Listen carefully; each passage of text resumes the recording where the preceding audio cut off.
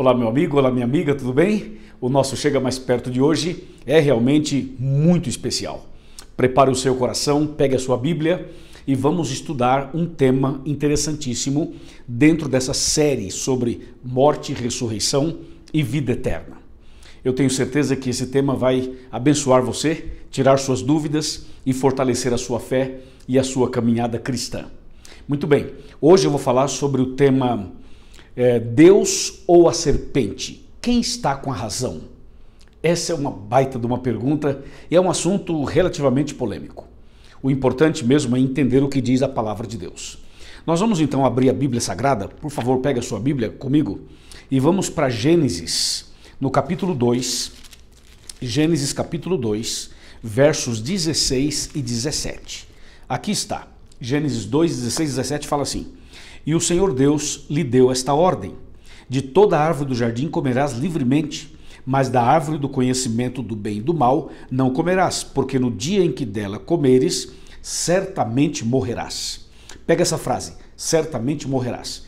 Caso o homem pecasse, morreria, disse Deus. Agora veja o que diz Gênesis 3, verso 4.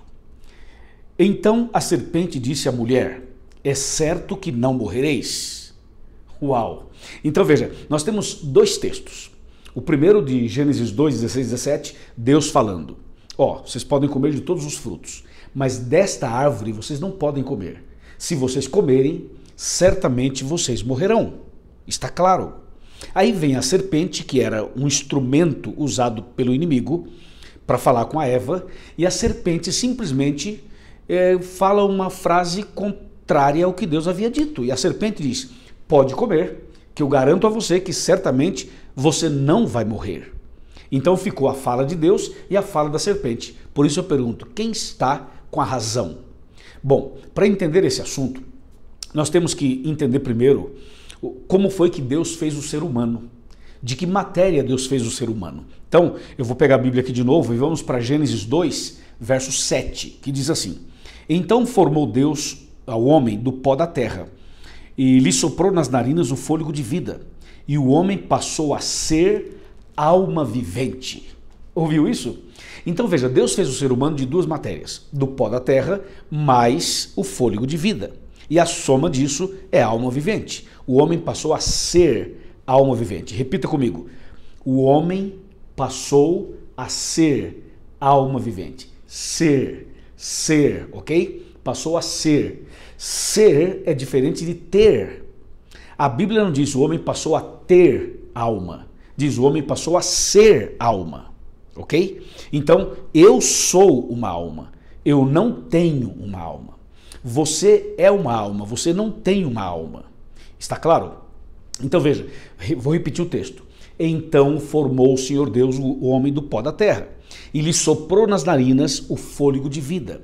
E o homem passou a ser alma vivente. Portanto, eu sou, tu és, ele é. É só conjugar o verbo ser. Então, nós somos almas viventes, ok? Quando a pessoa morre, acontece o quê? Vamos ver o que diz a Bíblia. Gênesis capítulo 3, verso 19.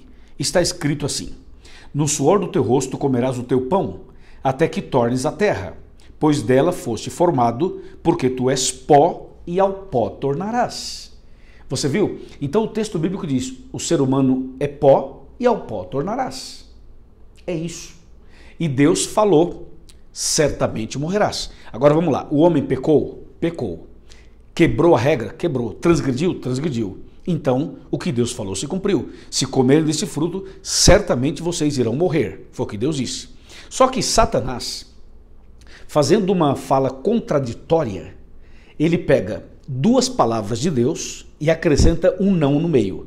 Ele pegou a palavra certamente, pegou a palavra morrerás e botou um não no meio. Então ficou certamente não morrerás.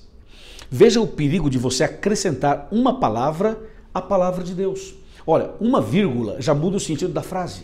Uma palavra, então, muda muito mais. O que o inimigo fez? Ele acrescentou uma palavra à frase que Deus havia dito. Se você vai lá para Apocalipse 22, a Bíblia fala assim, que não se pode acrescentar nada e não se pode tirar nada da palavra de Deus. Se alguém fizer isso, vai perder a salvação. Então o inimigo ele fez um acréscimo à palavra de Deus, mudando o sentido da frase.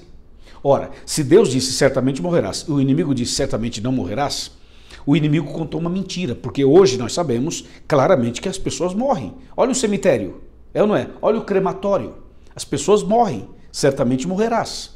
Mas o inimigo disse certamente não morrerás. Aí ele cria ali uma doutrina. E a doutrina que o inimigo cria é uma doutrina de que existe vida após a morte. Ou seja, a pessoa morre, mas não morre. É curioso, né? Ou seja, ela morreu, mas ela está viva. Então, peraí, morreu ou não morreu? Essa é uma pergunta curiosa. Veja, às vezes morre uma pessoa boa, cristã, fiel e tal. Sabe o que as pessoas muitas vezes falam? As pessoas que não conhecem a Bíblia. Não conhecem completamente, claro. As pessoas falam assim, não chora não, que a alma dele, ou o espírito dele, já está no céu. Então as pessoas tentam consolar as outras, dizendo que a pessoa que morreu já está no céu.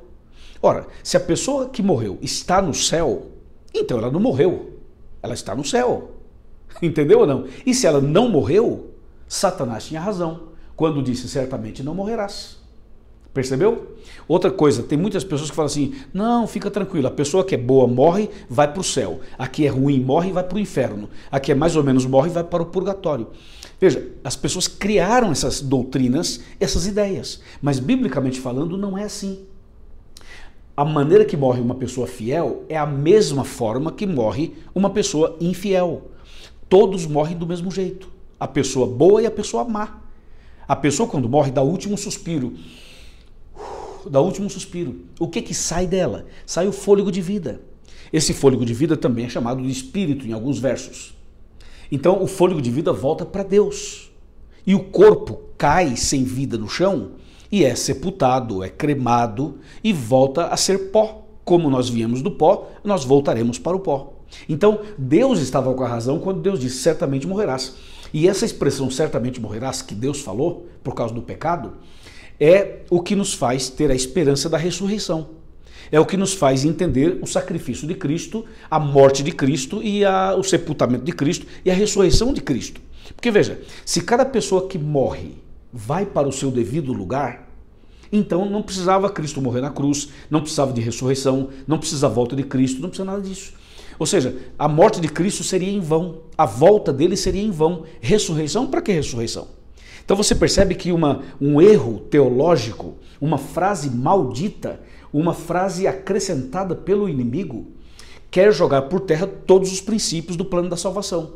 Porque veja, se cada pessoa que morre já vai para o seu devido lugar, ora, Jesus não precisa voltar, é ou não é?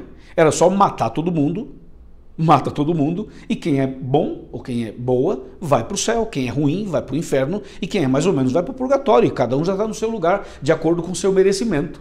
Entendeu? Aí, veja, aí não precisa de ressurreição, aí não precisa Jesus voltar, aí não precisava Cristo morrer na cruz, não precisava o sofrimento dele, não precisava derramar o sangue, não precisava de Getsemane, não precisava nada disso.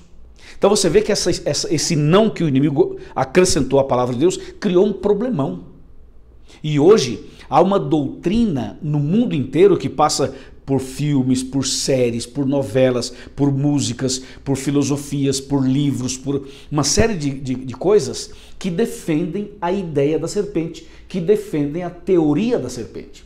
A serpente diz certamente não morrerás. Então o inimigo ele tenta agora, para justificar essa mentira, o inimigo vai mentindo de novo. Por isso que às vezes algumas pessoas querem falar com o seu ente querido que já morreu e elas procuram um local onde elas têm ali a promessa de que o espírito ou a alma dessa pessoa querida que morreu vai descer sobre um homem ou sobre uma mulher, e aí então o familiar senta ali, tem um senhor ou uma senhora na frente dele ou dela e começa a falar com a voz daquela pessoa que já morreu, como se fosse a pessoa que já morreu. Mas vamos ser bem sinceros, vem cá, olha bem nos meus olhos, não é a pessoa que já morreu. Não é a alma dela, nem é o espírito dela, não é ela. Porque a pessoa que morreu não volta. É o que está em Eclesiastes 9, verso 5 e verso 6. É o que está em Jó capítulo 7. É o que está na Bíblia inteira. A pessoa que morre vai para a sepultura, vai para o pó da terra e lá fica esperando a ressurreição quando Jesus voltar ou depois do milênio. Entendeu ou não? Então, cuidado com esse negócio de falar com os mortos, de consultar os mortos, porque biblicamente falando isso não está certo. O correto é, a pessoa morreu, certamente morrerás, ela vai para o pó da terra e ela fica aguardando, descansando lá até a ressurreição dela. Um dia todo mundo vai ressuscitar. Uns para a vida eterna e outros para a perdição eterna. Entendeu ou não? O importante mesmo é, enquanto estamos vivos, devemos nos preparar, estudar a Bíblia, aceitar Jesus, andar com Jesus, fazer a vontade dele. É isso que temos que fazer agora, porque depois que morrer, já não tem mais o que fazer. Deu para você entender ou não? Então, nós cremos na doutrina da mortalidade da alma, porque eu sou alma, você é alma, e nós morremos.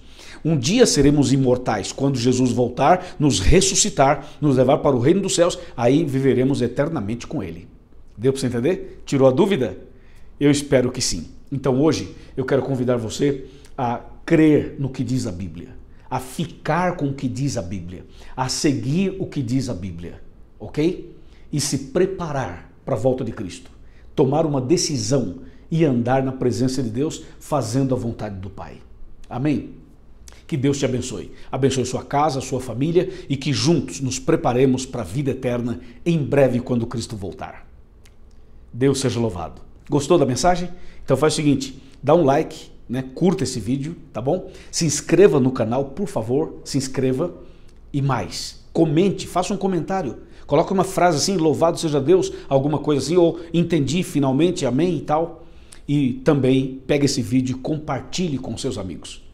Me ajuda a pregar o Evangelho, levar a verdade com amor, com respeito a todas as pessoas. Amém? Vamos orar. Pai querido, obrigado pela mensagem de hoje. Abençoe esta mulher, este homem, esta família, que a partir de hoje possamos andar na verdade, fazer a Tua vontade e nos preparar para a vida eterna. Em nome de Jesus, amém. Amém. Para saber mais sobre este e outros temas, você pode, com certeza, através desse canal, então pesquisar mais conteúdos para você. E também você pode procurar uma igreja adventista do sétimo dia e lá você procura o pastor, os anciãos, e eles vão ajudar você nessa preparação, nesse crescimento no conhecimento da palavra de Deus. Combinado? Forte abraço, Deus te abençoe e a gente se vê no próximo vídeo amanhã com a graça de Deus. Amém.